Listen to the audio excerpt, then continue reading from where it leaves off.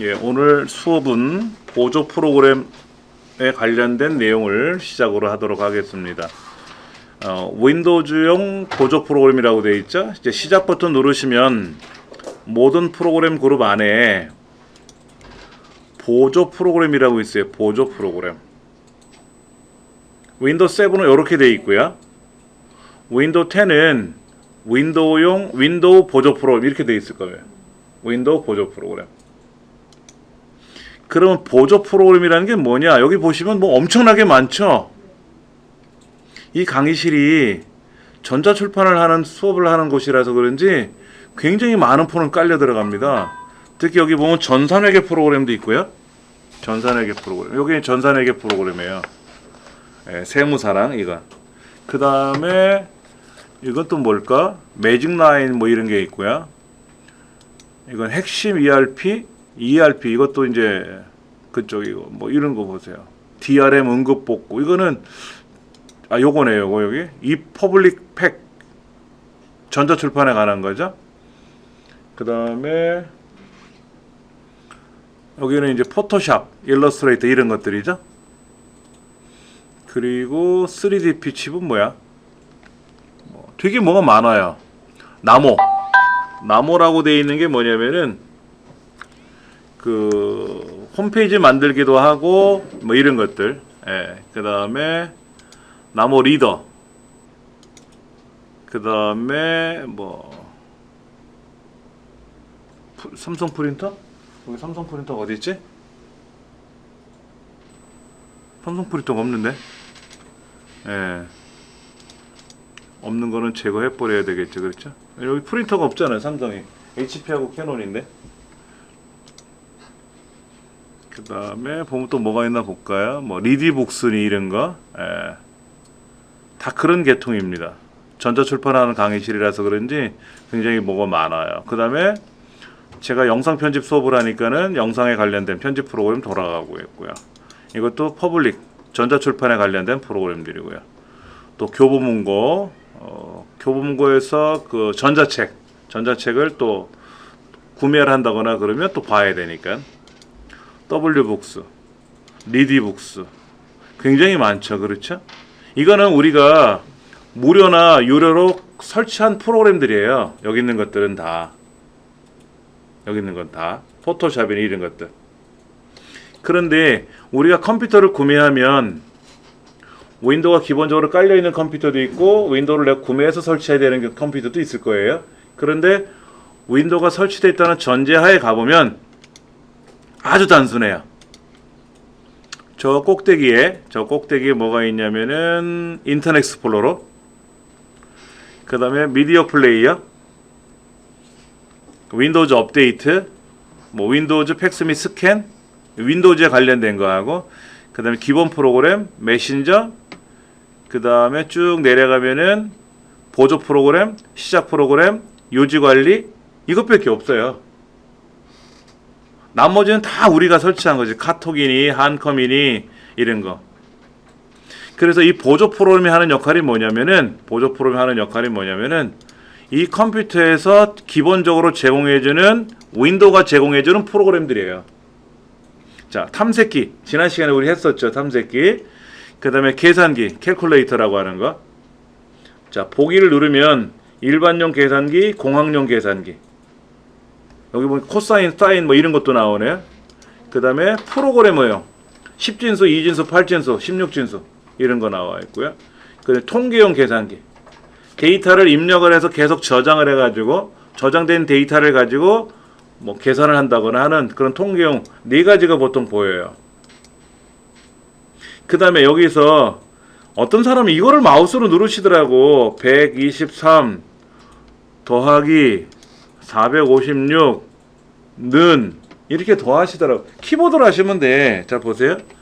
123 더하기 456 엔터. 그럼 되는 거예요. 키보드로 하시면 돼요. 마우스로 하는 건 아니고. 키보드가 빠르지 않아요? 저는 키보드가 일단 편한데.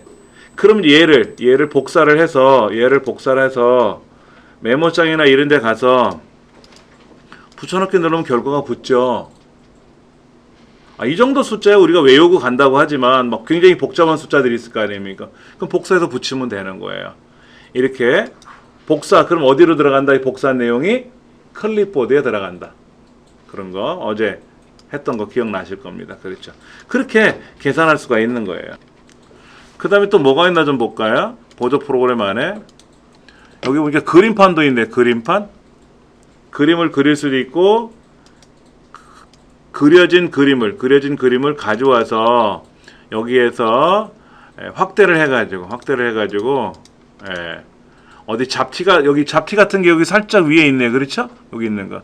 그러면 그거를 뭐 하얀색, 검정색으로 하면 안 되겠죠? 하얀색으로 해가지고 이 부분을 지운다든지 이렇게.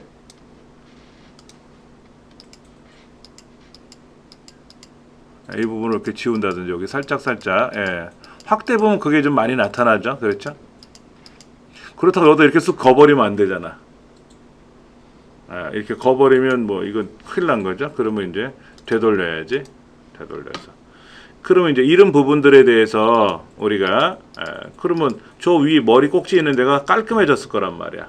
이런 것도 작업할 수가 있고 글씨도 쓸 수 있고. 그 다음에 여기서 작업한 그림을 가지고 어디 바탕화면 배경으로도 집어넣을 수 있고 이렇게 그런 것도 기능이 있더라는 거죠. 또 어떤 게 있습니까? 보조 프로그램 안에 가보시면은 뭐 녹음기도 있어요. 녹음기. 제가 지금 마이크 연결해서 녹화를 하고 있는데 이거를 우리가 음성으로 녹음할 수 있어요. 별도로. 메모장도 있죠. 수학식 입력판도 있고요. 스티커 메모라고 해서 이렇게 여기다 오늘의 할 일 같은 거 메모하면 되죠. 저장할 수는 없습니다. 그냥 내가 중요하다고 생각하는 거를 여기다 하나씩 써놓는 거죠. 그래서 할 일이 다 끝났으면 삭제하면 되죠. 그렇죠? 필요 없으면 삭제하면 되겠지. 이렇게. 그렇게 해서 할 수 있는 방법도 있고 뭐가 많아요. 그런데 때깔나는 건 없어. 솔직히 뭔가 좀 있어 보인직한 것들은 없다 이거지. 그런 거는 뭐다? 돈 주고 사라. 우리가 새 집에 이사 가면 문짝은 있고 싱크대 있고 수도꼭지는 달려 있잖아요. 정수기도 없잖아. 정수기 내가 사와야 되고 냉장고 없으니까 냉장고 사와야 되고 있는 거 가져와야 되고 화장실에 가면 휴지거리는 있지만 휴지는 안 들어있잖아요. 그럼 휴지 내가 화장지 사와야 되고 이런 거지. 수건거리는 있지만 수건은 내가 사와서 걸어야 되고 그러니까 기본적인 것만 제공해 주는 거죠. 여기에. 근데 그 안에는 아주 그냥 간단한 것도 있지만 이렇게 시스템 도구라고 해서 컴퓨터를 관리할 수 있는 기능들도 굉장히 많이 있어요. 뭐 시스템 복원 기능이라든지 뭐 제어판이라든지 뭐 리소스 모니터라든지 조각모음 실행이라든지 디스크 정리라든지 이런 여러 가지. 접근성은 또 뭡니까? 접근성은 몸이 불편하신 분들이 컴퓨터를 정상적으로 사용하기 위해서 사용하는 기능이에요. 윈도우 7 이전에 윈도우 XP에서는 4개 필요한 옵션이라고 그랬거든요. 장애인을 위한 기능. 두 팔이 없으면 어떻게 컴퓨터를 사용할까요? 두 팔이 없으면 눈으로 이렇게 딱 째다보면 막 움직여? 입으로. 입으로? 입으로 어떻게? 붓 같은 거를 이렇게 말로? 야 입력하자. 그럼 얘가 막 입력이 되고. 그렇게 하려면 비싸겠죠. 그렇잖아. 그렇죠. 안 그러겠습니까? 눈으로 딱 째다봤더니 메모장 저기 시작 아이콘을 딱 눈으로 째다보면 꿈뻑거리면 얘가 착 작동되고 이런 건 있어요. 솔직히 있습니다. 몸이 불편하신 분들은 그런 거를 다 해요. 비용을 들여서라도. 근데 그렇지 않은 보통 일반적인 사람들은 어떻게 쓸까 이거지. 자, 두 눈이 안 보이는 사람은 컴퓨터 어떻게 쓸까요? 점자로? 키보드는 점자인데 화면 어떻게 하려고? 소리가 나죠. 소리? 그치, 소리로도 읽을 수 있겠죠? 그러면 인터넷 연결하면 그림들이 있잖아. 그림은 어떻게 읽어? 그렇죠. 그림도 있잖아. 인터넷상에 하면. 핸드폰으로 문자가 왔어요. 시각장애인들은 어떻게 이 문자를 읽을까요? 문자를 볼까요? 여러분 스마트폰 안에는요 시각장애인을 위한 기능이 들어있어요. 그런데 우리나라 삼성이나 LG는 그게 약하고요. 아이폰은 굉장히 강력하고요. 그래서 시각장애인들은 아이폰을 쓰지 절대로 갤럭시를 안 씁니다. 저도 이거를 가지고 시각장애인용으로 변환해서 사용을 해봤었어요. 가능은 합니다. 답답해요. 왜냐면 제가 시각장애인들을 대상으로 강의를 오랫동안 해왔기 때문에 그분들하고의 어떤 그 인터페이스나 이거는 제가 아는데, 아까 말씀하신 대로 눈으로 이렇게 탁 쳐다보고 음성으로 이렇게 하면 되는 경우도 있지만 굉장히 힘들어요. 그래서 제일 좋은 거는 키보드, 일반 키보드로 입력을 하고, 어차피 모니터는 필요 없겠죠. 모니터는 우리 같은 사람을 위해서, 비시각장애인을 위해서 모니터가 필요하겠지. 마우스도 안 써요. 키보드로만 하죠. 그러면 이제 선생님 말씀하신 대로 음성으로 출력하는 거죠. 이거를 음성으로 출력하는 명령을 걸면 특별한 서식이 필요하지 않은 뭐 이런 식으로 기계적인 음성으로 나오겠죠. 이거는 윈도우용 보조 프로그램하고 읽어요. 이런 단어들은 다 읽습니다.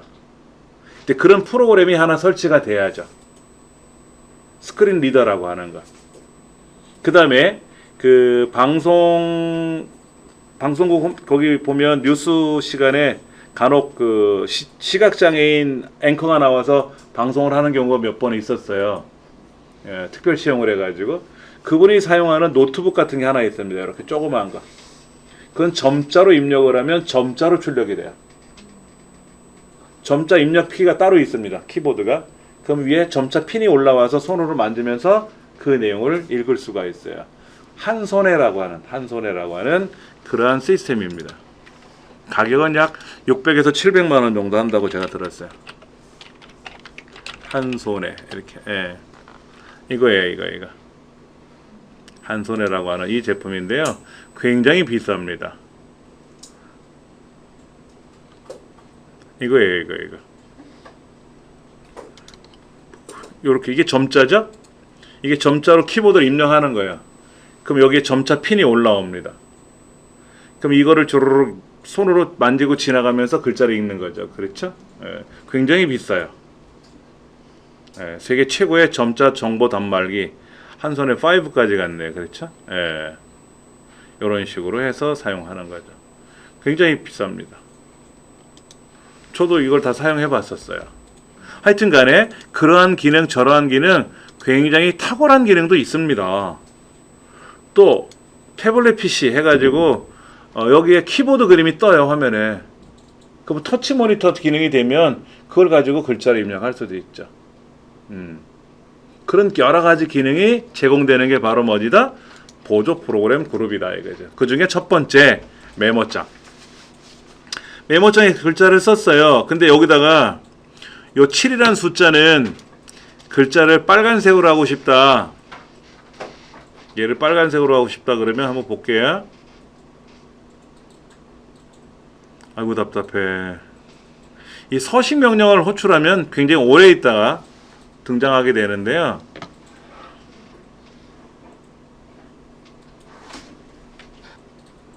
자, 빨간색으로 하고 싶은 기능이 있어요? 없네. 그럼 글자를 크게 할까? 요 7만?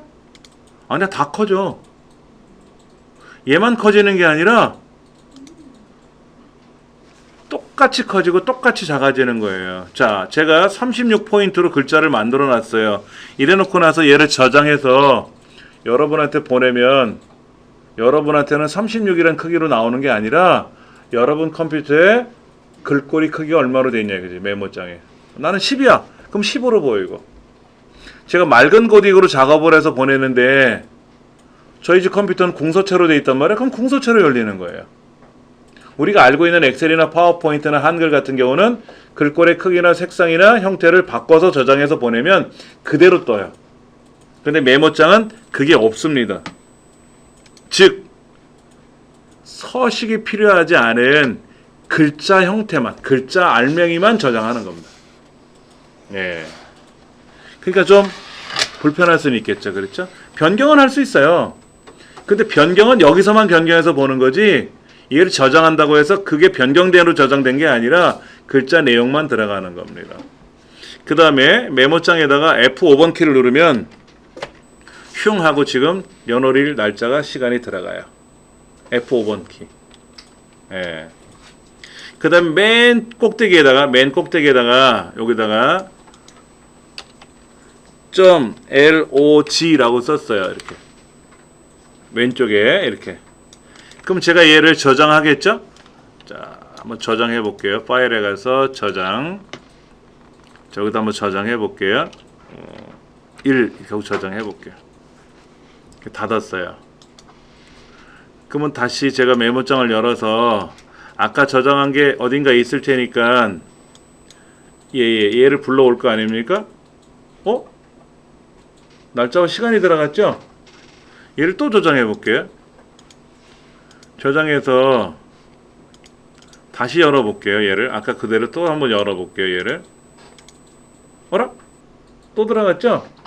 이렇게 .log라는 거를 써놓고 나서 저장을 하면 이 파일을 열 때마다 그 시점에 날짜와 시간이 같이 들어가요. 예. 로그라는 말이 뭐예요? 로그. 접속하는 거죠?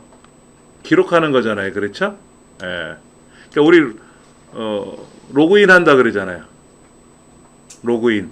예. 그럴 때 얘기를 하죠. 그 다음에 그림이나 차트 같은 걸 우리는 OLE라 그래요. OLE. 우리가 이력서를 만들 때 한글 문서를 작성하다가 삽입해 가서 사진, 그림을 가져와서 이력서 양식 안에다 사진을 붙여놓으면 이력서 형태가 되는 거죠. 그리고 OL이라 그래요. 키보드로 쓰는 글자 외에 그림, 도표, 차트 이런 것들. 이런 거를 OL이라고 하는데 절대로 입력할 수가 없어요. 얘는 삽입이라는 메뉴 자체가 없습니다. 그래서 오로지 글자만 쓰는 거예요. 글자만. 메모장이죠. 메모장. 영어로는 노트패드라고 하죠. 저도 갖고 다니죠. 자, 이거예요. 이거. 일반적으로 우리가 쓰는 메모장. 이 메모장이 화려하면 무슨 의미가 있겠습니까? 필기도 꺼내서 빨리 메모하는 거지 않습니까? 그렇죠. 그러니까는 내가 컴퓨터가 켜져 있을 때 뭔가 생각이 나서 메모하고 싶을 때 메모장을 실행하면 메모장이 바로 착 작동이 돼야 돼요. 그리고 키보드로 막 입력하고 끝 이래야죠. 거기다가 빨간색, 노란색 꾸밀 의미가 없는 거지. 메모장은 빨리 글자를 쓰고 마는 거야. 그래서 메모장은 고장만 안 나면 컴퓨터가 아무리 멍청해도 아무리 좋은 컴퓨터나 아무리 멍청한 컴퓨터도 실행하면 똑같이 작동돼요. 메모장만큼은. 근데 메모장이 아니라 엑셀이나 이런 거는 컴퓨터 성능이 안 좋으면 오래 걸려요. 켜지는 시간이. 컴퓨터가 성능이 좋으면 빨리 엑셀이 실행되겠죠. 그렇죠? 예. 메모장은 그렇다. 그 다음에 글자를 쓰다 보면 어떻게 될까요? 글자의 양이 많을 수도 있잖아. 자, 한번 보세요. 글자를 쓰다 보면 이렇게 자동으로 줄이 바뀌죠. 이렇게 할 수도 있고 자동 줄 바꿈을 해제하면 옆으로 가고 있는 거예요. 옆으로 가고 있는 거죠. 옆으로. 그러면 불편할 수 있으니까 저는 얘를 항상 줄 바꿈을 하거든요. 자동으로 줄 바꿈을 그 기능을 써놓거든요. 그렇게 해서 작업을 할 수가 있겠죠. 그런 식으로. 그러다 보니까 이제 불편한 게 뭐냐면 메모장은 키보드로 글자를 쓰는 건 괜찮은데 그림도 못 가져와, 뭐도 안 돼, 뭐 되게 불편한 게 많죠. 그래서 서비스 제공을 해준 게 워드패드예요. 얘는 노트패드고 얘는 워드패드. 워드패드는 글자를 자 여기 실행해서 뭐 잠깐 보여드릴게요. 워드패드는 글자를 이제 쓰지 않습니까? 여기다 이제 글자를 쓰죠. 안녕하세요 라고 쓰고 반갑습니다 라고 쓰고 이제 그런 다음에 안녕이라는 글자만 나는 글자를 크게 하고 싶어. 일단은 여기 있는 꾸미는 기능만 클릭하면 시간이 좀 오래 걸립니다. 기다려 달라고 하니까 잠깐 기다려 봤다가 보세요. 사진도 가져올 수 있죠. 사진 OL이 개체도 삽입할 수 있다고 돼 있어요. 자, 크기를 제가 오늘 써올래나? 이렇게 보시면 지금 글자 커지잖아요. 그렇죠. 자, 안녕이란 글자만 글자 색깔을 바꿀 수도 있어요. 빨간색 이렇게 가능하죠. 글자가 가능해요. 이렇게 우리가 흔히 알고 있는 워드 프로세스처럼 아래 한글처럼 이런 기능은 돼요. 그 다음에 사진을 불러와 가지고 여기에서 내 컴퓨터에 있는 사진을 가져오면은 일로 그림이 들어와요. 굉장히 좋은데 단점이 하나 있어요. 표가 안 됩니다. 표. 그런데 우리가 대부분이 표 아닙니까, 문서가? 표가 안 되니까 어떻게 돼요? 얘도 불편하겠죠? 그럼 어떻게 해야 돼? 표가 작동되는, 표 기능이 되는 프로그램을 설치해야 되겠죠? 그게 MS 워드잖아. 그럼 돈 주고 사서 써라. 이런 얘기지. 예. 워드패드. 그림판. 그림판은 그림으로 그림을 가져와서 작업하는 거예요. 그렇죠? 기본 저장 형식은 PNG입니다. PNG. OLE 개체 삽입 가능하다 그랬죠? 이게 뭐야? 그림 불러와서 거기다가 꾸미고 하는 거잖아요. 그리고 배경 화면으로 바꿀 수 있다 그랬죠. 그렇죠? 그런 기능. 문자표는 뭡니까? 문자표는 특수문자 입력하는 겁니다. 우리 미음자 눌렀다 띄고 한자키 누르면 특수문자들이 나오는데 그거 말고도 엄청나게 많은 특수문자들이 여기 다 들어있어요. 계산기 기능도 있고요. 윈도우 미디어 플레이어라 그래서 우리가 곰플레어라든지 동영상을 재생하는 프로그램이나 이런 것처럼 윈도우 미디어 플레이어를 이용해서 CD도 재생할 수 있고 MP3라든지 동영상들도 다 재생할 수가 있습니다. 그 다음에 CD를 제작할 수도 있어요. CD를 제작할 수 있어요. 쉽게 말해서 노래들을 내가 갖고 있단 말이야. 근데 그거를 CD에다가 레코딩을 하고 싶어. 구울 수 있다는 얘기죠. 그러면 노래 들어있는 CD가 되는 거죠.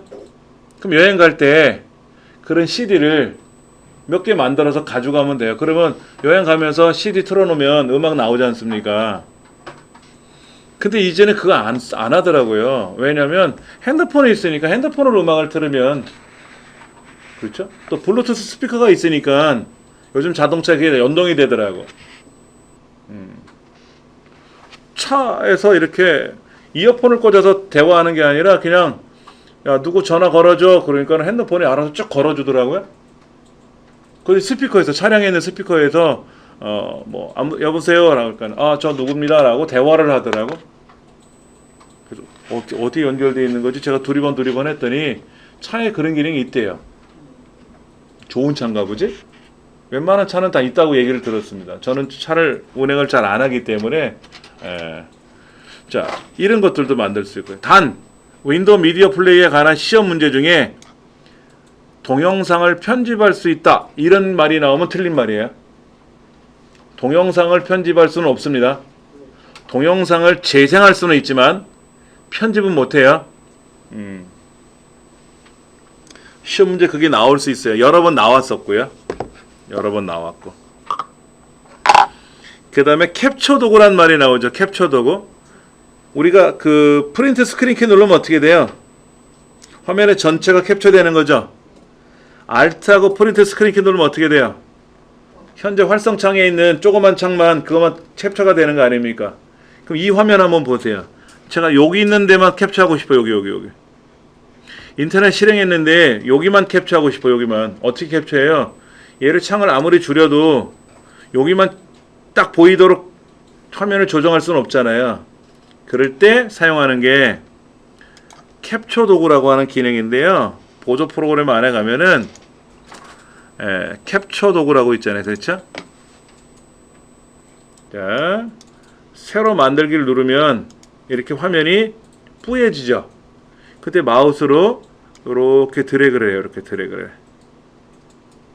마우스를 띄면 얘가 복사가 됐어요. 자, 얘를 이제 복사해 가지고요. 얘를 복사해서 우리가 엑셀이나 또는 한글이나 이런 데 와서 붙여넣기를 누르면 탁 하고 그 그림만 뜨죠. 자, 여기 있는 거. 여기 입력이라는 메뉴 있어요. 입력이라는 메뉴. 요거만 내가 책에다가 설명을 하고 싶어. 그럴 수도 있잖아요. 그렇죠? 그럼 요 화면을 띄워놓고 캡처 도구에 가서 새로 만들기 누릅니다. 그리고 나서 마우스로 이렇게 드래그를 하겠죠. 이렇게 드래그를 해. 띄면 여기에 이제 캡처가 된 거죠. 얘를 이제 복사해 가지고 여기다가 이건 지워버리고 또 붙여넣기를 누르면 그 그림이 또 다시 뜨겠죠. 이렇게 전체를 캡처할 수도 있고 내가 보이는 화면만 일부분만 캡처할 수 있어요. 그러나 보이지 않는 화면은 어떻게 돼? 캡처를 못하죠. 보이는 데만 캡처하는 겁니다. 이 전체를 캡처할 수는 없어요. 그런 캡처도고 이런 것도 있고 아까 스티커 메모 보여드렸었죠. 그렇죠? 그러니까 모니터에다가 포스트잇 붙이잖아 우리가. 특히 사무실에서 일하시는 분들 보면은 요 모니터 주변에 포스트잇을 최다 붙여가지고 거기다가 오늘 할 일들을 이렇게 메모를 하시더라고요. 그렇게 하셔도 되고 스티커 메모로 해서 하셔도 되고. 저는 이제 핸드폰에 메모 기능이 있잖아요. 그 메모라는 건 이제 네이버 메모죠. 네이버 메모. 네이버 메모 앱을 깔아가지고 여기다가 제가 이렇게 핸드폰에서 필요하면 메모를 하고 네이버에 로그인하면 메모 사이트에 들어가서 다시 확인도 할 수 있고 그런 것도 가능하죠. 그런 여러 가지 기능들이 있다 보니까 편하게 사용하는 거예요.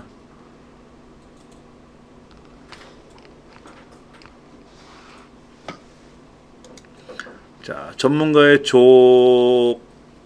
조언이야? 조건이야? 조언이죠? 근데 여기 조건이라고 써있네. 윈도우는 윈도우 7과 10의 공통부만 출제되기 때문에 어느 한 버전에만 있는 기능은 제외했다라는 얘기죠. 그러니까 스티커 메모는 윈도우 7에 있는 거고 스티키 노트라고 되어 있는 게 윈도우 10에 있는 기능이에요.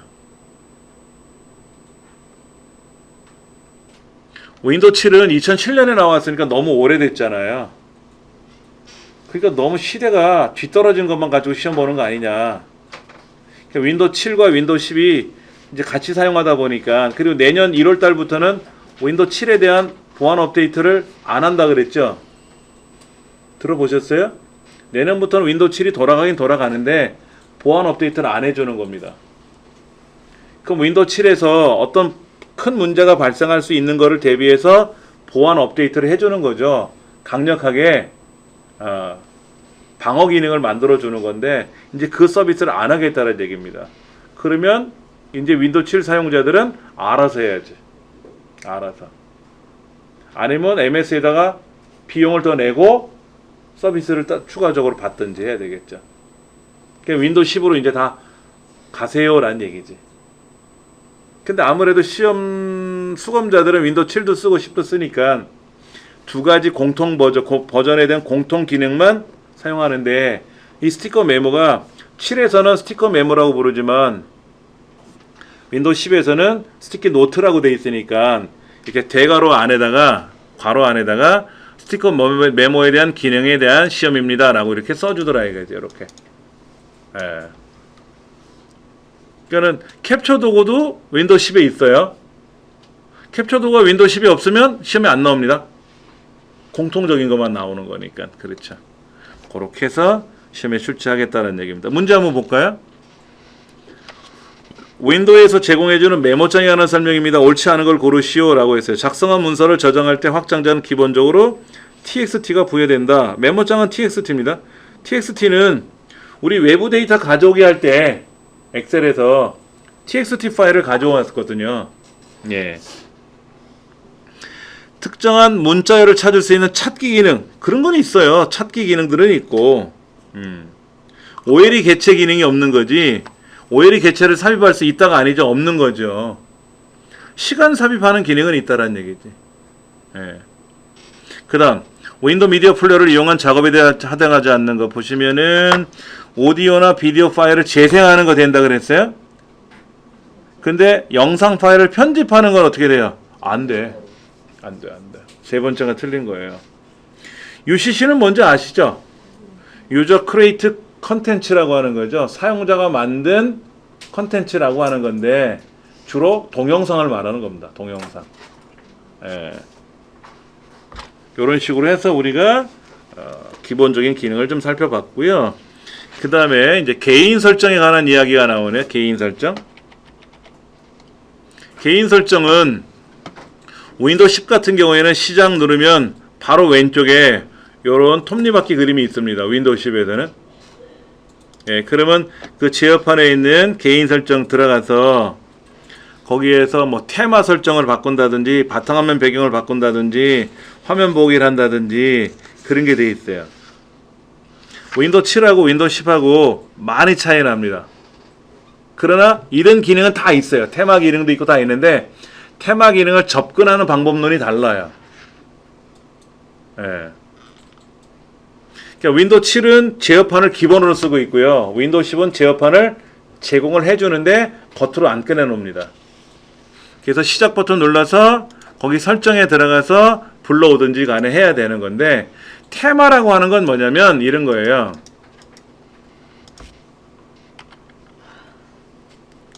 닫아버리고 바탕화면에 가서 개인 설정이라고 있어요. 그렇죠? 바탕화면에 가서 오른쪽 버튼 바로 가기 메뉴 누르면 개인 설정이라고 있어요. 그럼 이렇게 뜹니다. 이렇게 떠요. 예, 이렇게 뜨는데 윈도우 10에서는 여기에서 개인 설정 들어가기도 하겠지만 시작 누르면 바로 왼쪽에 시스템 종료, 개인 설정 하는 아이콘들이 왼쪽에 벽에 쪼르륵 몇 개 붙어 있어요. 위에서 아래로. 거기서 개인 설정을 누르면 지금 보시다시피 이렇게 테마라든지 바탕화면 배경을 바꾼다든지 화면 보기 기능을 설정한다든지 그런 것들이 있다는 얘기죠. 그래서 테마라고 하는 거를 예를 들어서 대한민국으로 바꾸면 어떻게 될까요? 그림이다? 대한민국 이 배경 그림이 뜨는 거죠. 제주도죠. 이거는 좀 이따가 보면 화면이 바뀔 겁니다. 그림이 이 안에 그림이 여러 개가 있거든요. 그림이 대한민국 그림이 지금 이렇게 6개가 보이잖아요. 그렇죠? 6개. 그럼 이제 시간마다 30분마다 할 거냐 10초마다 할 거냐 10초마다 하면 어떻게 되죠? 10초 지나면 5, 6, 7, 8 또 바뀌고 또 10초 지나면 또 그림 바뀌고. 근데 윈도우 10에서는 10초가 아니에요. 1분이야. 제일 적은 게 1분. 그러니까 모니터 제가 3개 쓴다고 아까 말씀드렸잖아요. 3개의 바탕화면 그림이 서로 다르게 계속 바뀌어요. 어떨 때는 모니터만 틀어놓고 그냥 보는 거야. 작업은 안 하고. 그럼 제가 좋아하는 그림 종류들이 쫙 갤러리처럼 나타날 수가 있다는 얘기죠. 이렇게 하는 경우도 있고요. 윈도우 7은 배경 그림이 하나밖에 없습니다. 요거 기본적으로 제공해 주는 거는. 그래서 조금 볼 거는 없지만 기본적으로 쓰면 되겠죠.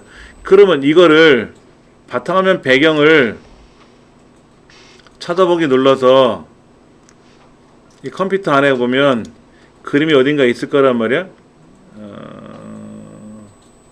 이미지 있네. 이미지. 요런 이미지 같은 거. 그럼 이미지를 선택해 주면 그 안에 그림 이런 게 있잖아요. 그렇죠? 이런 그림들. 이 그림들이 이 그림도 나왔다가 또 다른 그림도 나왔다가 계속 바뀌겠죠. 그렇죠? 자기가 갖고 있는 여러분들이 가족 사진 찍으신 거 있잖아.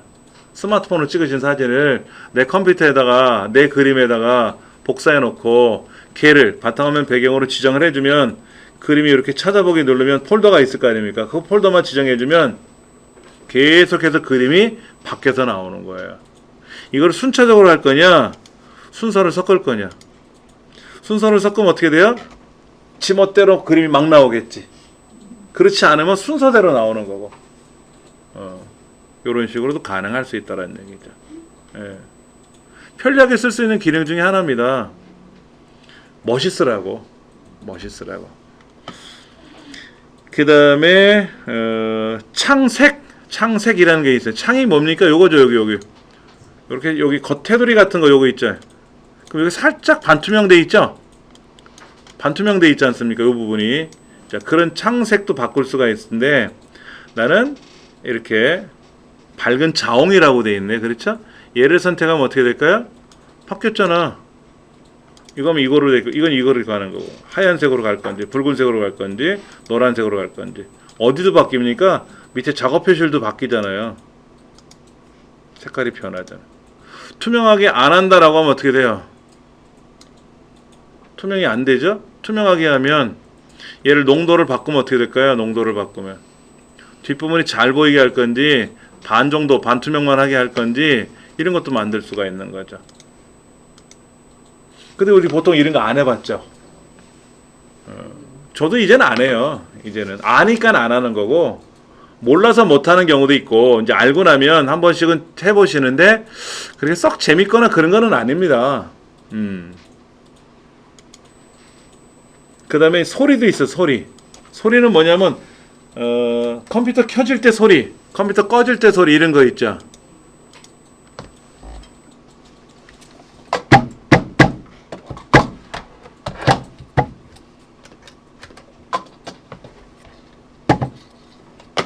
자, 한번 틀어볼까요?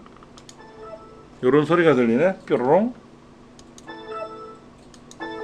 로고 오프 할 때는 요런 거. 윈도우 종료할 때. 제가 예전에 이거를 윈도우 시작할 때 각소리 타령을 한번 연결해 놨었어요. 컴퓨터를 딱 켜주면 쉬고 들어간다, 그게 나와. 근데 그 노래가 끝날 때까지 화면이 안 열려. 그 노래가 딱 끝나니까 바탕화면이 착 열리더라고요. 그러니까 짧은 거야. 이런 게 소리가 짧잖아요. 그렇죠? 뾰록 하고서 짧잖아. 길면 안 돼요. 해보니까는. 경고 메시지. 기본 경고음. 그럼 이걸 가지고 우리 핸드폰도 소리들 있잖아요. 만들 수 있잖아. 전화 왔어요. 뭐 이런 거 있잖아. 그리고 깨똑깨똑 하는 소리, 이런 거. 이거를 만들 수가 있단 말이야. 내가 음성으로 녹음을 해가지고. 이것도 녹음을 해가지고 종료할 때 수고했어요, 컴퓨터 끌게요, 이렇게 녹음을 해가지고 그 소리가 나오게 할 수도 있어요. 찾아보기 눌러가지고 교체할 수 있는 거지. 그런 거. 화면 보기는 뭡니까? 화면을 보호하는 거죠. 화면 보호기가 화면 보호하는 거 아닙니까? 왜 보호해요? 뭐를 보호한다는 얘기예요? 화면을 어떻게 보호한다는 얘기입니까? 다른 화면으로 바뀌지 말라. 응? 다른 화면을 바뀌지 말라고? 엑셀 하다가 파워포인트로 넘어가지 말라고? 아니면 아까 배경 그림이 바뀌지 말라고? 그렇죠. 그거는 바탕화면 배경에서 안 하면 되는 거잖아요. 여기서는 바탕화면 바뀌게끔 명령 걸어놓고 화면 보기에서는 바뀌지 말라고 걸어놓으면 둘이 싸울 거 아니야. 그 기능은 아니고요. 화면 보기는 뭐냐면 화면 자체, 모니터라는 기계 자체를 보호하는 기능이에요. 결론적으로 이런 이거 LED나 LCD 모니터들은요, 화면 보기 기능이 필요 없습니다. 옛날 브라운관 모니터 있죠? 브라운관 모니터는 뒤가 좀 크지 않습니까? 뒤가 크잖아요. 제가 그림을 한번 찾아볼게요. 여기 그게 있나 모르겠는데, 여기 있다. 여기 한번 찾아볼게요. 모니터. 여기 있다. 여기 모니터 그림 보이시죠? 그렇죠? 여기가 전자총이에요. 전자총. 이 부분이죠. 여기 전자총에서 요 청진기처럼 뭐 빨간 줄 나 있는 거 보이죠? 검은 거 이거. 얘가 이제 순간 전압 22,000V로 바뀝니다. 그럼 여기에서 색깔을 빛을 쏘는 거예요. 그러면 이 화면 앞에 진공으로 되어 있는 유리관 안에 빛이 쏘이니까 어떻게 될까요? 빨간색, 노란색이 보이는 거죠. 그렇게 해서 배우들 얼굴도 보이고 하는 겁니다. 영화도 보이고. 그런데 텔레비전은 계속 움직이잖아요. 근데 모니터는 어때요? 지금도 멈춰 있잖아. 그런데 지금 하얀색이죠? 여긴 빨간색이고 여긴 검은색이잖아요. 그러면 이거를 계속 비춰줘야 그 색깔이 보일 거 아닙니까? 빛을 계속 쏘면 어떻게 될까요? 쏜 자리에다 똑같은 거로 또 쏘면 타버려요. 오랜 시간을 계속 쏘면은 타버린다는 얘기야. 그래서 타지 말라고 화면 보기를 보통 설정해주면 화면이 막 움직이죠? 고정 안 돼 있고 움직이는 거잖아요. 그러면 여기다 빛을 쏘다가 움직이니까 안 타겠지. 우리가 가스 같은 거 가스레인지 불 켜놓고는 손을 계속 올려놓으면 어떻게 돼요? 손 타잖아. 근데 쑥 지나가면 어때요? 뜨거운 건 있지만 타지는 않잖아. 쑥 지나가면. 계속 움직이게끔 해주는 거지. 화면이 타지 말라고. 여기 보면 뭐 사진 갤러리 같은 것도 이 컴퓨터에 있는 사진을 이용한다든지 뭐 여기 춤추는 다각형 이런 것도 보면 뭐가 계속 움직이지 않습니까? 그럼 결과적으로 화면이 안 탄다라는 얘기지. 그건 브라운관 시절에 옛날 CRT 모니터 이거 이 모니터인 경우나 그런 거에 나타나는 거고요. 여기 이제 그런 거 옛날 그 모니터 이런 거나 그런 거지. 요즘 나오는 이제 이런 LED나 LCD 모니터는 화면이 안 탑니다, 사실은. 그러니까 화면 보기는 옛날 기능이죠. 지금 쓰지는 않아요. 그러나 아직까지 브라운관 모니터를 쓰는 나라도 있고 그런 사용자도 있겠죠. 그렇잖아요. 그러다 보니까 이거를 그대로 버릴 수는 없으니까 갖고 있는 거죠. 예. 그렇게 알고 계시면 될 것 같아요. 그 다음에 또 뭐가 있나 잠깐만 볼게요. 뭐 창색이나 이런 것도 기능이 있다 그랬죠. 문제 두 개만 풀어보고 쉬는 시간 갖겠습니다. 개인 설정에서 설정할 수 있는 기능 했는데 화면 보기, 바탕화면 배경, 마우스 포인터도 바꿀 수가 있어요. 마우스 포인터를 크게 할 수도 있고 작게 할 수도 있거든요. 모래시계 뭔지 아시죠? 기다려달라는 얘기 아닙니까? 원래는 이게 아니죠. 지금은 동글동글하게 나타나는 거죠. 그렇죠. 이제 그런 거. 근데 사용자 계정은 뭐냐면 사용자 계정은 별도로 사용자 계정이라는 항목에 들어가서 하는 겁니다. 예, 이거는 아닌 것 같아요. 1번의 답을 한번 볼까요? 맞네. 사용자 계정 설정은 개인 설정에서 하는 게 아니라 사용자 계정이라고 하는 항목을 따로 들어가서 설정을 해 주셔야 돼요. 안 그러면 안 되죠. 그 다음 개인 설정에 관한 설명이다. 바탕화면의 배경을 사용자가 임의로 바꿀 수 있게 지원한다. 시스템을 켜둔 채 정해진 시간 동안 마우스나 키보드를 사용하지 않으면 모니터가 탄다. 그래서 모니터를 보호하기 위해서 화면 보호기를 제공해준다. 그런 거 그렇죠? 시작 메뉴, 작업 표시줄, 창 테두리 등의 색상을 변경할 수 있다. 그 다음에 컴퓨터 문서, 라이브러리, 홈 그룹의 아이콘 모양 등을 변경할 수 있다. 뭐가 되죠? 아닌 거는 네 번째. 자 보세요. 쉽게 말하면 이 컴퓨터의 아이콘을 어떻게 바꿔요? 속성에 들어가면 여기서 바꿀 수는 없죠. 그렇죠? 그래서 이런 아이콘도 우리가 바꿀 수는 있습니다. 내 컴퓨터 바탕화면 개인 설정에 바탕화면 아이콘 설정에 들어가서 컴퓨터라는 아이콘을 바탕화면 아이콘 설정이 따로 있는 거죠. 아이콘 변경에 들어가서 컴퓨터 아이콘을 이거를 주면 어떻게 될까요? 이거로 바뀌겠죠? 이거로 바뀌는 거지. 이거로. 그럼 이 그림이 이거로 바뀌어버리면 컴퓨터가 어디 갔지? 그럴 거 아닙니까? 그렇죠. 예. 그렇게 해서 바꾸는 거죠. 그러니까 네 번째는 개인 설정에 하는 게 아니죠. 개인 설정에서 하는 건 아니다. 개인 설정은 아까 보신 대로 요거예요. 단순하게 바탕화면 바꾸고 하는 거 이런 게 개인 설정이라고 보시면 됩니다. 이거는 아니다라는 얘기죠. 바탕화면 아이콘 변경이라는 다른 항목에 들어가서 작업을 한다. 다음 보실 내용은 이제 16번째 항목인데요. 디스플레이라고 하는 부분 좀 볼 겁니다. 지금 바탕화면 보는 거 요거 설명을 드렸고요. 그 다음에 디스플레이 이 부분이죠. 윈도우 10에서는 시작 버튼 눌러서 설정에 들어가서 시스템에 가서 디스플레이 누르면 되고요. 윈도우 7에서는 어떻게 합니까? 제어판에 가서 하면 돼요. 제어판에 가서 디스플레이를 찾으면 되고요. 윈도우 10에서는 시작 눌러서 설정에 가서 시스템에 가서 디스플레이를 누르는 거고. 접근하는 방법론이 다른 거죠. 그렇죠?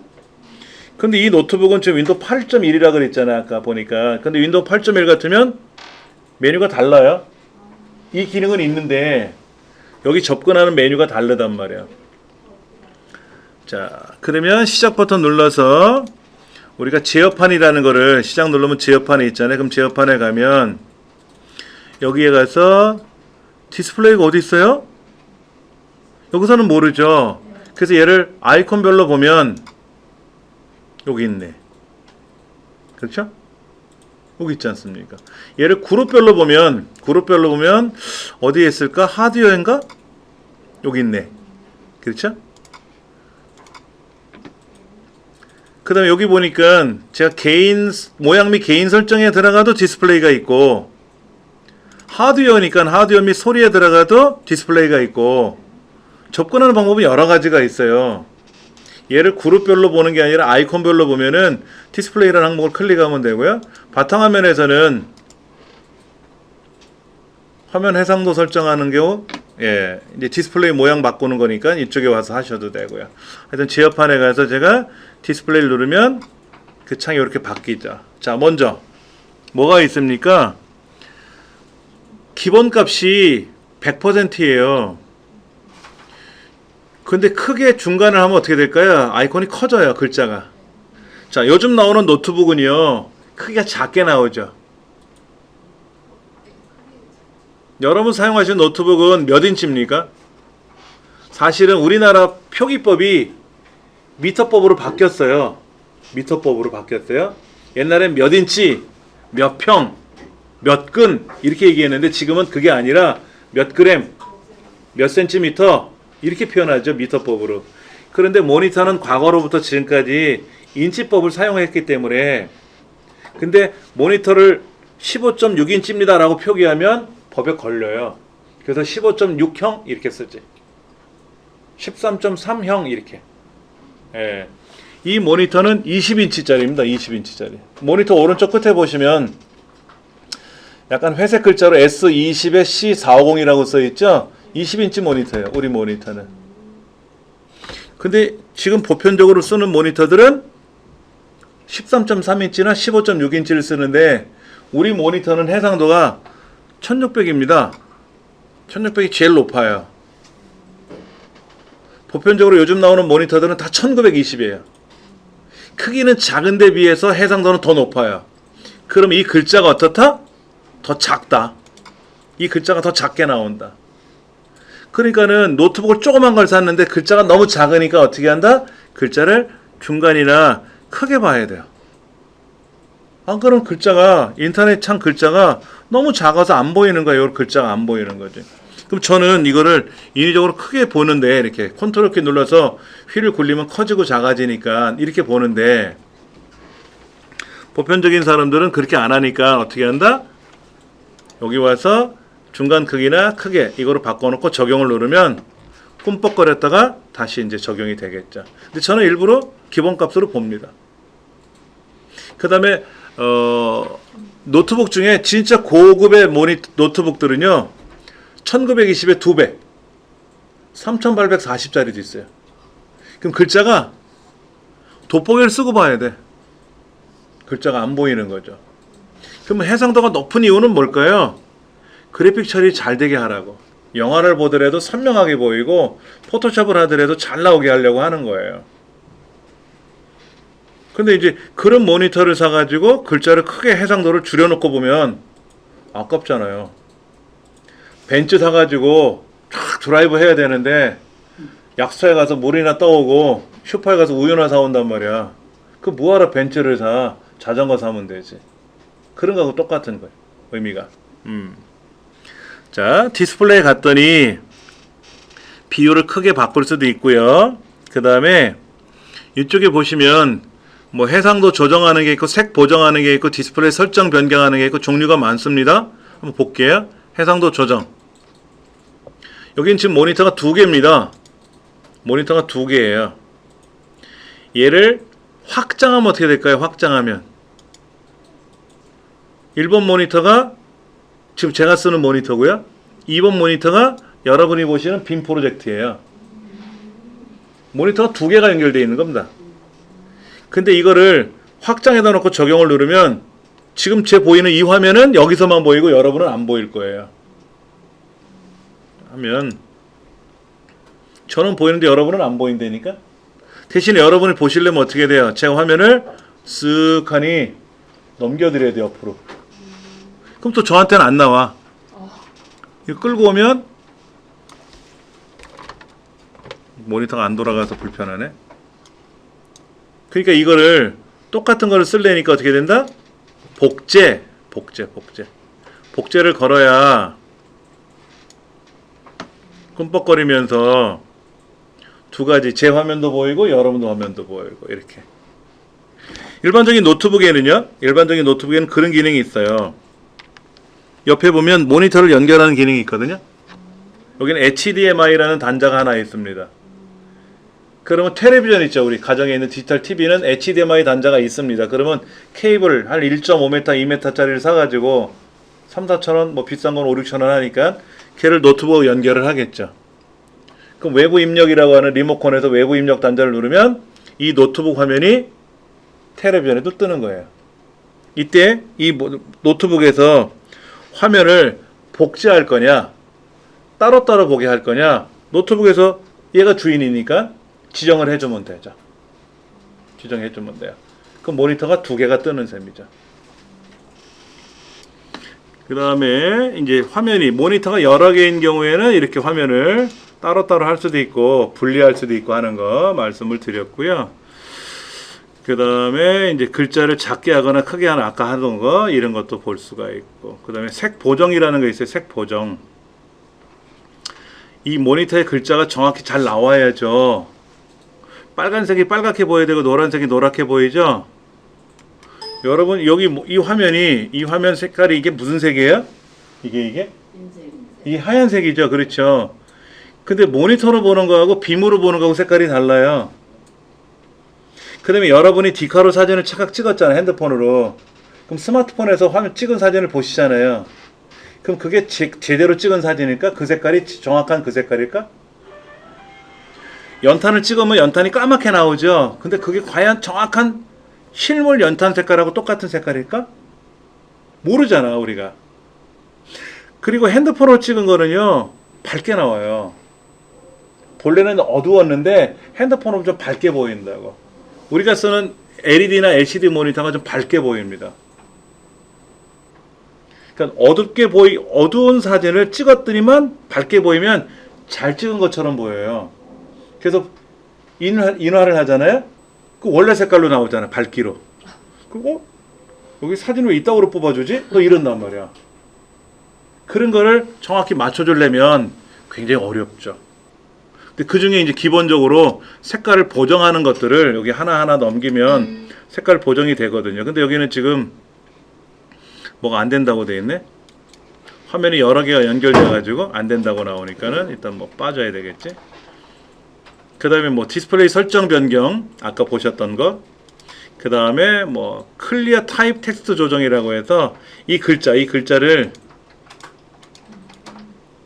클리어 타입 사용을 선택을 하면 글자가 깔끔하게 보이는데 해제하면 약간 글자가 뿌옇게 보일 거예요. 근데 이건 사람마다 달라. 사람 눈마다. 그러니까 어떤 사람은 얘를 선택하는 게 좋은 거고 어떤 분들은 얘를 안 하면 좋을 수도 있단 말이에요. 보시고 하시는 거예요. 이런 것들도 바꿀 거냐, 이런 거를 바꿀 거냐 하는 것도 해야 되고. 그런 것들을 우리가 사용하는 기능이 이 안에 들어 있고요. 그 다음에 이제 뭐 DPI 설정이라 그래서 1인치당 몇 개 점이 찍히느냐 이거죠. 도트 퍼 인치라 그래서 이 DPI 숫자가 커지면 커질수록 좋은 겁니다.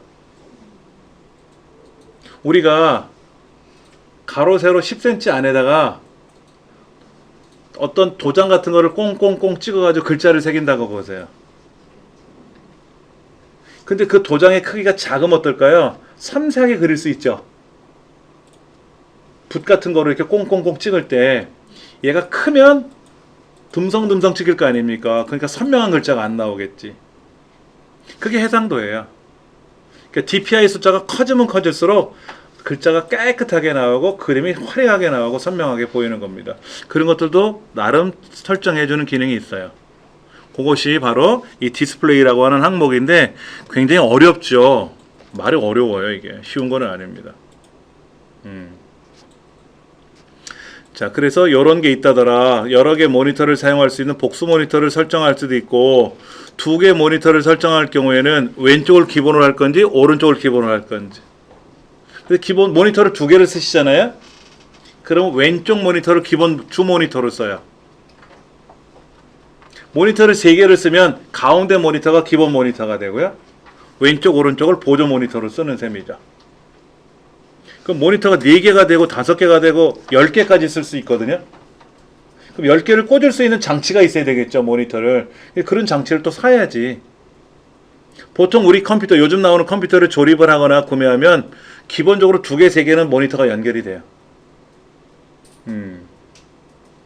그런 것들도 우리가 알아야 된다는 얘기지. 예.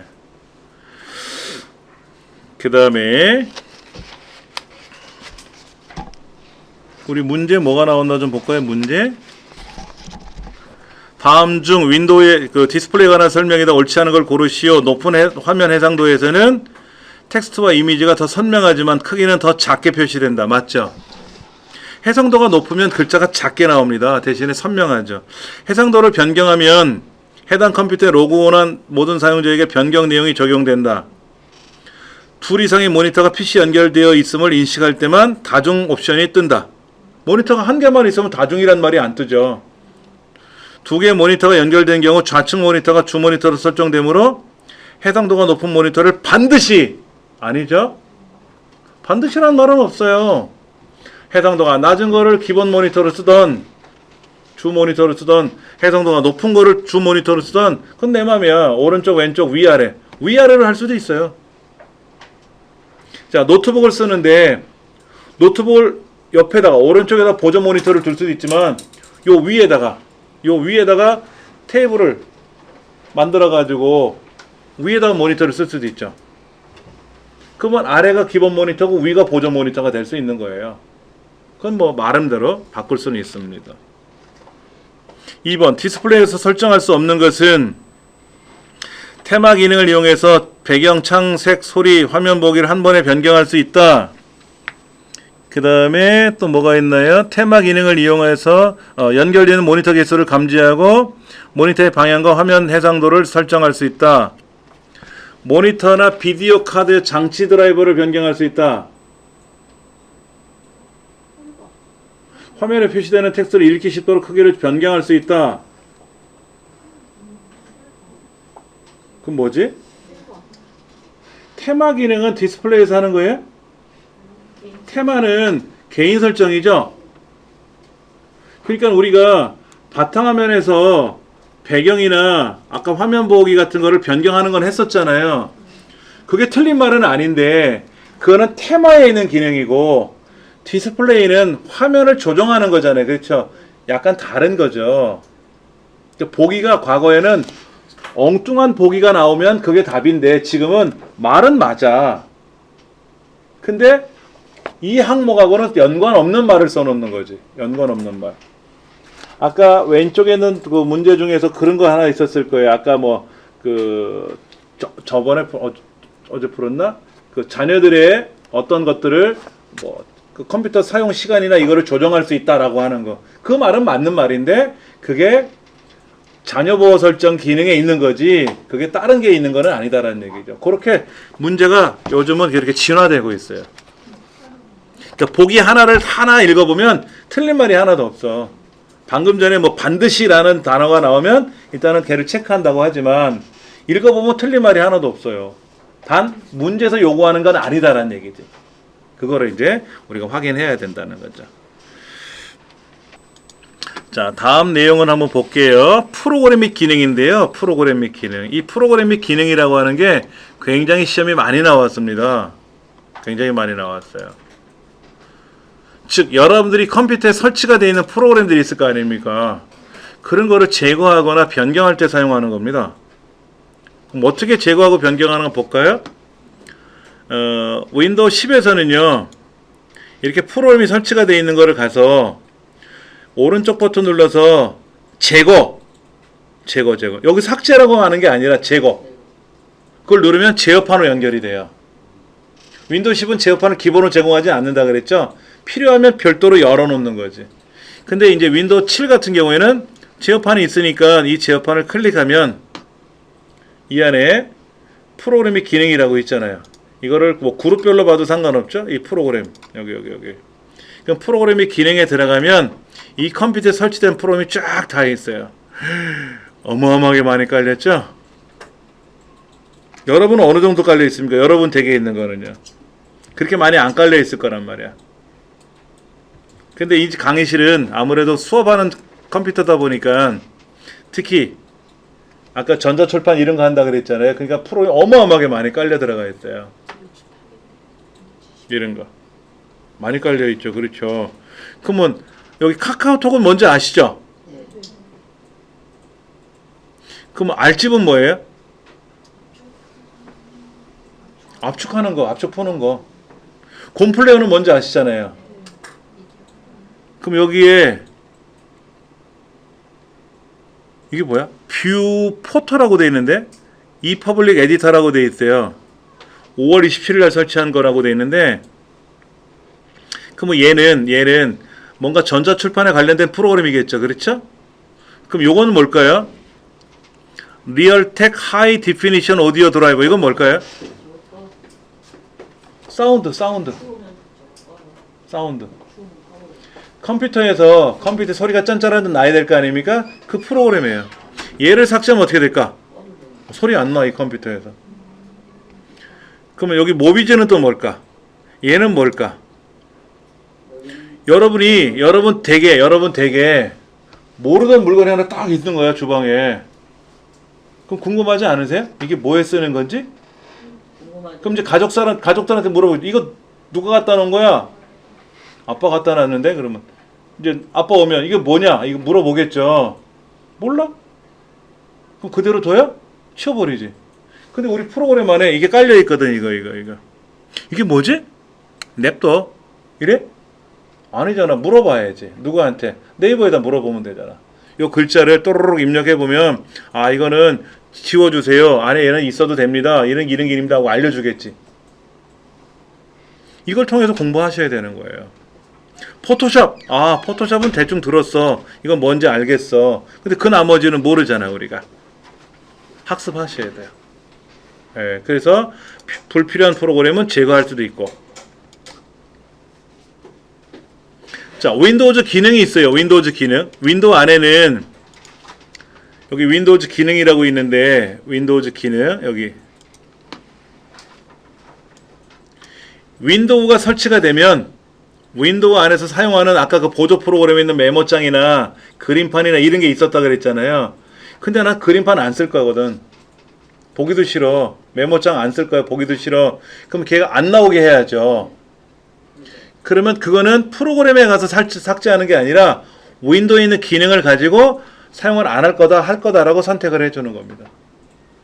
윈도우에 관련된 기능들이니까. 근데 되게 오래 기다려야 하는데 지금 시간이 걸리겠죠? 그런 거라든지. 그러니까는 이런 거를 우리가 태어나서 한 번도 안 해봤으니까 어렵지. 자, 문제 뭘까요? 설치된 업데이트를 제거할 수 있대. 제거. 어디가 있어요, 그게? 여기에 업데이트가 어디 있어? 여기 있다, 여기. 설치된 업데이트 보기. 아, 잠깐. 이 기능이 나왔는데 인터넷 익스플로러 안 할 거야. 그럼 해제하면 되고. 이거 해제하면 인터넷 못 하잖아요. 근데 나 크롬 쓸 거야. 그럼 이거 빼도 되잖아. 그 다음에 여기 보니까 게임이 있어. 게임. 시작 버튼 누르면 이 안에 게임이라고 있거든요. 게임이 있단 말이에요. 여기에 보면 지뢰 찾기라든지 하트라든지 프리쉘이라든지 이런 것들 게임이 있어요. 이 게임을 왜 만들어 놨을까? 마우스 조작하는 연습을 하라고 하는 거예요. 마우스 조작하는 거. 예. 근데 나 이 게임 이제 안 할 거야. 알아. 그럼 얘를 빼면 되지. 확인 누르면 좀 전에 있었던 이 게임이 여기 게임 아까 있었잖아요. 그렇죠? 얘가 이 게임이 있었는데 얘가 사라질 거야. 얘가 사라진다고. 그런 거라든지. 그 다음에 이제 업데이트한 내용을 보면 윈도우즈 업데이트에 관련된 거, 아도비 업데이트한 거라든지 윈도우즈 업데이트한 것들이 쭉 보이는데 업데이트한 거로 인해서 컴퓨터가 문제가 발생하기도 하거든요. 잘못 업데이트가 돼가지고. MS사에서 큰 실수를 한 게 몇 번 있었어요. 업데이트를 해놨는데 안철수 연구소에서 개발한 백신이 얘를 공격을 했어요. 공격을 하니까 걔가 깨졌잖아. 껐다 켜니까 안 켜지니까 컴퓨터가 안 열려. 난리가 난 거죠.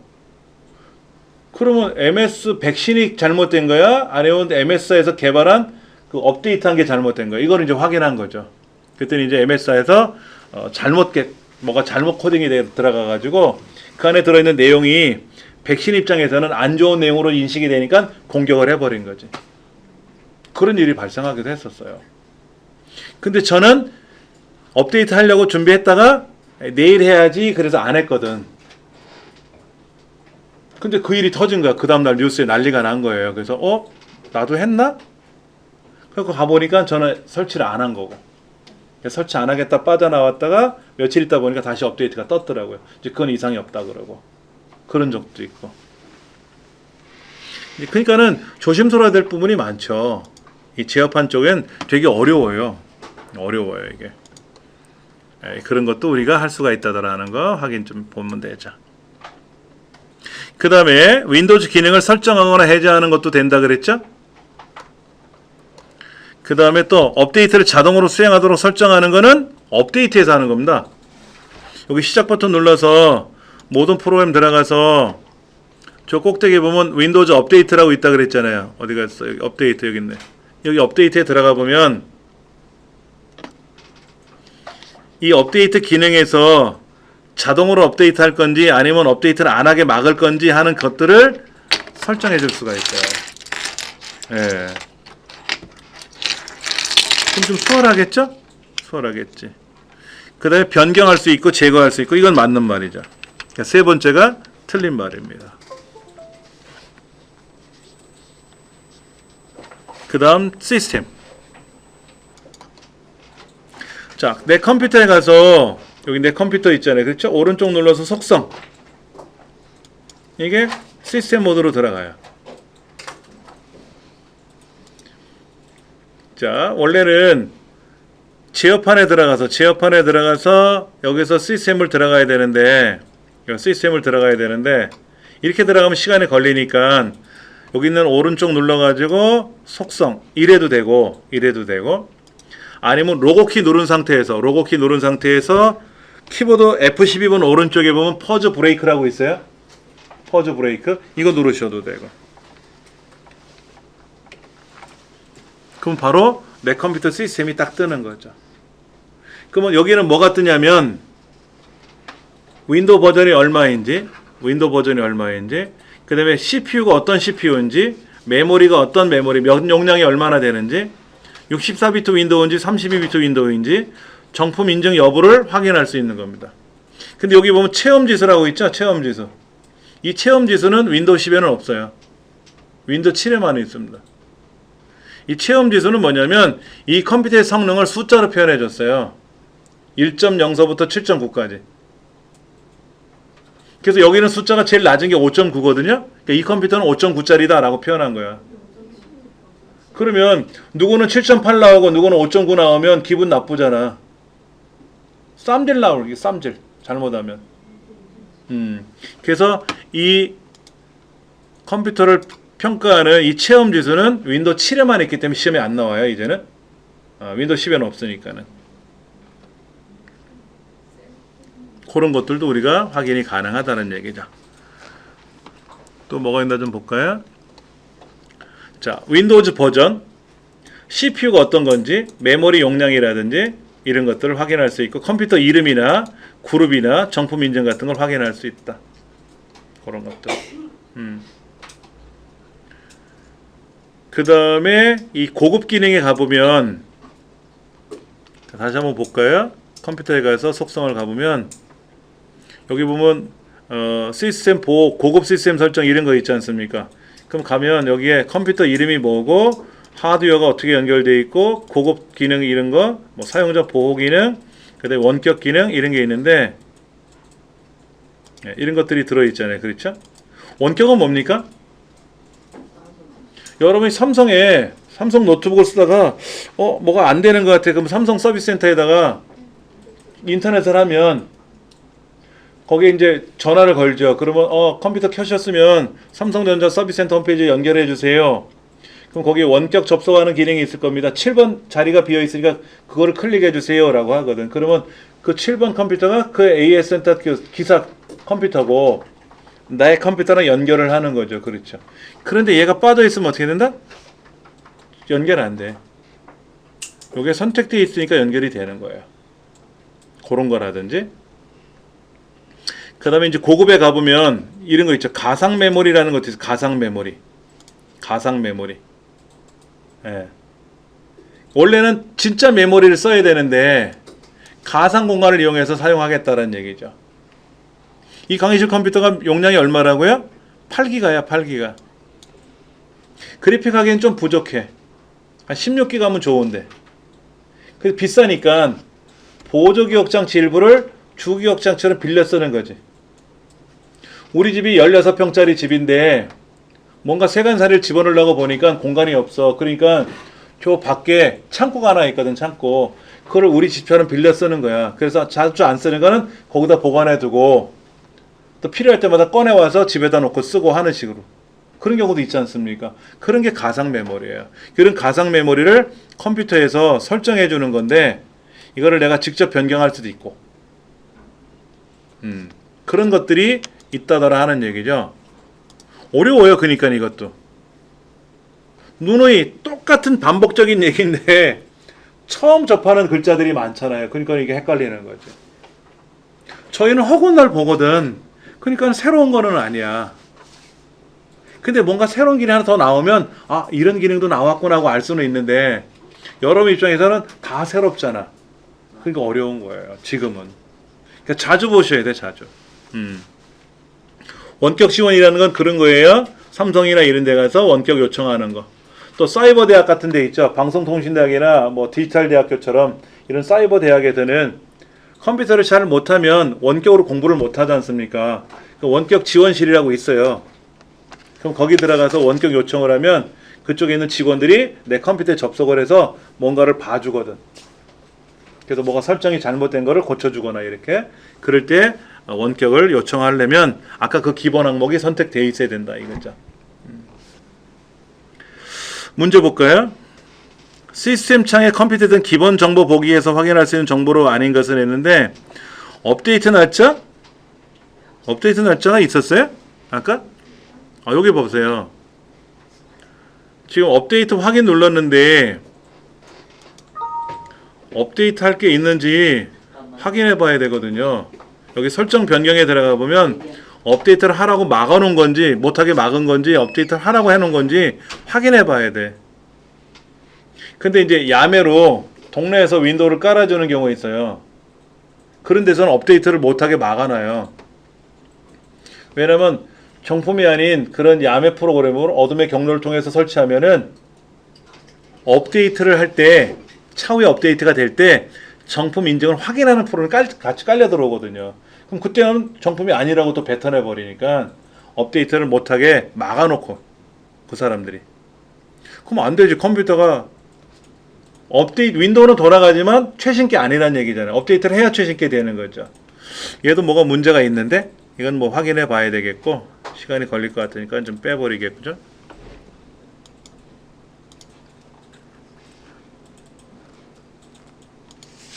그 다음에 윈도우즈 버전 아까 나왔고 용량 나왔고 CPU 종류 나왔고 정품 인증 여부 확인됐고요. 원격 지원에 관한 설명이 옳지 않은 것은 다른 사용자에게 도움을 주기 위해서는 먼저 원격 지원을 시작한 후 도움받을 사용자가 들어오는 연결을 기다려야 한다. 어떻게 하는 거예요? 원격을 하려면 내가 컴퓨터를 못 하잖아. 그럼 컴퓨터를 잘하는 사람한테 내 거 좀 봐주실래요? 라고 요청을 해야죠. 그러면 거꾸로 컴퓨터 잘하는 사람 입장에서 나한테 요청이 들어와야 되잖아. 그럼 내가 그 사람 컴퓨터에 접근을 해야죠. 근데 이 문제는 뭐라고 써 있어요? 원격 지원을 시작한 후? 아니지. 원격을 요청을 해야지. 저는요 원격을 통해서 지원해 드릴 겁니다 라고 먼저 동네방네 소문을 내는 게 아니라 내가 지금 원격으로 뭘 필요합니다. 나 좀 도와주세요 라고 해야지. 그럼 제가 도와드릴게요 라고 하면 그러면 접속을 해볼 거 아닙니까? 근데 저 사람이 내 거를 막 건들 거 아니야. 이것저것. 근데 마구 건들면 안 되죠. 필요한 영역만 건드려야 되잖아. 그래서 원격을 요청해서 하다가 상대편이 이상한 행동을 하면 막을 수가 있어요. 하지마 하고 끊어버릴 수도 있단 말이야. 그렇죠. 그러니까 1번이 설명이 잘못된 거예요. 먼저 요청을 해야지. 내가 도와드릴게요 라고 아니라 저 좀 도와주세요 라고 요청을 먼저 해야 되는 거죠. 순서가 바뀐 거지, 순서가. 예. 그런 것만 기억을 좀 해주시면 도움이 될 것 같고요. 다음 시간에 이제 장치관리자서부터 또 설명을 드리도록 하겠습니다.